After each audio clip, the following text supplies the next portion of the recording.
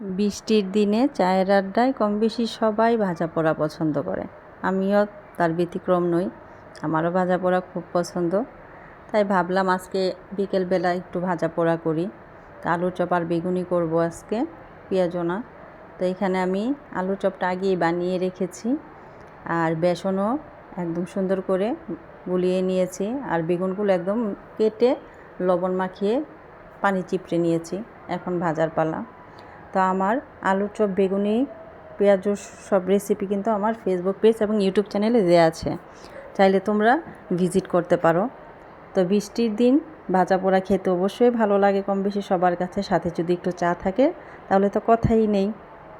কিন্তু সেই আনন্দটা কিছুটা হলেও থমকে গিয়েছে, যেহেতু আমাদের দেশে এখন প্রচুর পানি বেড়ে গিয়েছে, বন্যা চারিদিকে।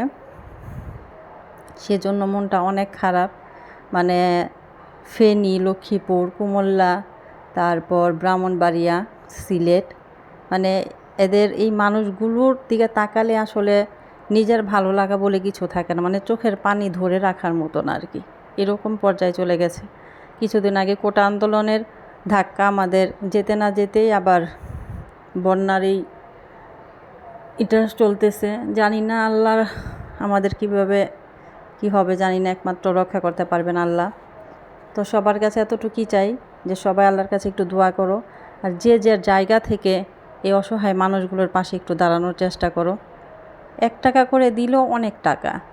তো আমি মনে করি প্রত্যেকটা অঞ্চলে, প্রত্যেকটা এলাকায় তোমরা সবাই একটা ফান্ড করো, যে যতটুকু পারো ততটুকু দিয়ে, যদি 1 টাকা পারো সে 1 টাকা দিয়েও হলো এই অসহায় মানুষদের পাশে দাঁড়াও। আমাদের প্রত্যেকের উচিত পাশে দাঁড়ানো।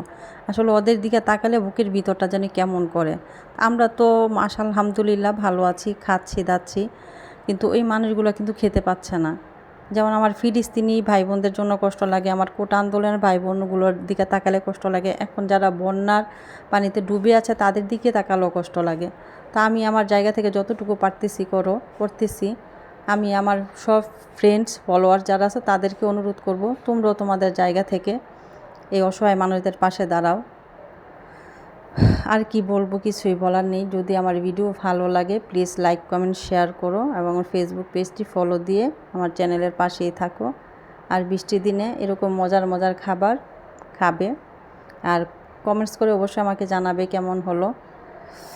তো আমার ভাজা পোড়া মোটামুটি কমপ্লিট। আলুর চপটাও হয়ে গেছে, যেহেতু বেগুনি নামিয়ে ফেলেছে, এখন আলুর চপটা হয়ে গেছে, নামিয়ে ফেলতেছি। তেলটা ঝরিয়ে উপর থেকে সুন্দর করে নামিয়ে ফেলতেছি একটা একটা করে। তো আমার ভাজা হয়ে গিয়েছে, এখন আমি মুড়ি মাখবো। এই যে ভাজা হয়ে গিয়েছে, তো মুড়ি মাখায় চলে যাচ্ছি। এখানে আমি কুচানো পেঁয়াজ আর কাঁচামরিচ নিয়েছি, আর মুড়িগুলোর মধ্যে একটু সরিষার তেল ভালো করে মাখিয়ে নিচ্ছি। আর মুড়ি মাখার মধ্যে একটু সরিষার তেল লাগেই, তাহলে একটু স্বাদটা বাড়ে।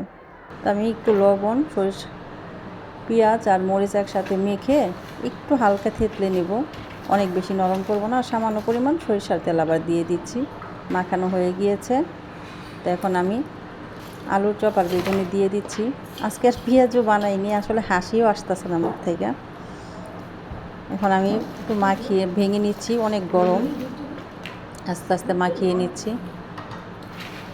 দেখতেই পাচ্ছ আমি গরমে হাতই করতেছি। তো মাখানো মোটামুটি হয়ে গেছে, এখন মুড়িটা দিয়ে দিচ্ছি। সবগুলো মুড়ি নিয়ে ভালো করে মাখিয়ে নিচ্ছি। আর বৃষ্টির দিনে এই খাবারটা কিন্তু কম বেশি সবারই পছন্দ। আজকে কিন্তু তেমন কোনো রেসিপি নিয়ে আসিনি, আমি অনেক দিন যাবৎ লং ভিডিও দিতেছি না, কারণ দেশের পরিস্থিতিও তেমন ভালো না, নিজের মন মর্জিটাও একটু ভালো না দেশের অবস্থা দেখে।